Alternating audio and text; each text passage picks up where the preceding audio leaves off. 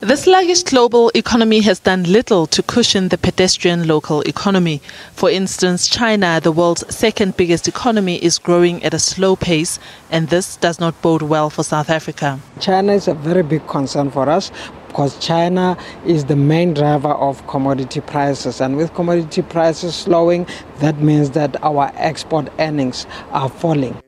Government has been focusing on austerity measures to curb spiraling costs, but unemployment remains high, which official figures put at 25%, but could be as high as 40%.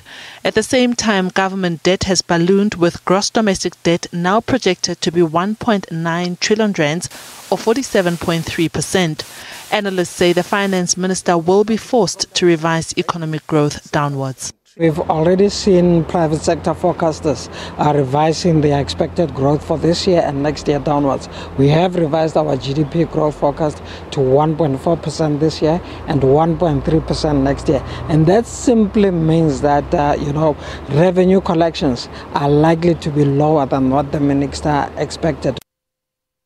Investors require political stability and a predictable environment to operate. And for this to be realized, more attention must be paid to the fundamentals of growth. It says policies like that of immigration are threatening much needed investment into the country. It's quite important that all the issues around the immigration laws, all the issues that relates to the confidence that the hospitality industry is currently going through can be regained. And in that way, that can bring back the confidence into the economy of the country.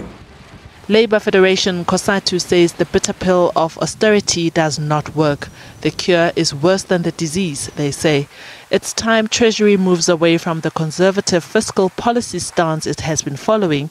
It says government should speed up infrastructure spend to stoke economic growth urgently.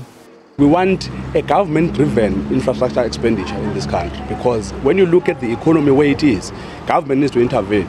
You can't just fold your arms and watch things deteriorate.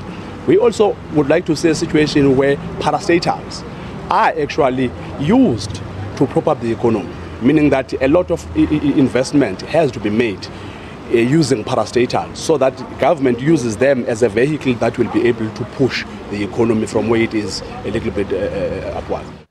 Ratings agencies will be watching keenly.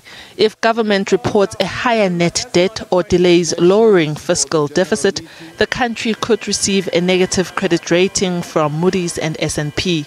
Investec Asset Management predicts that Fitch may be the first to downgrade the country by December.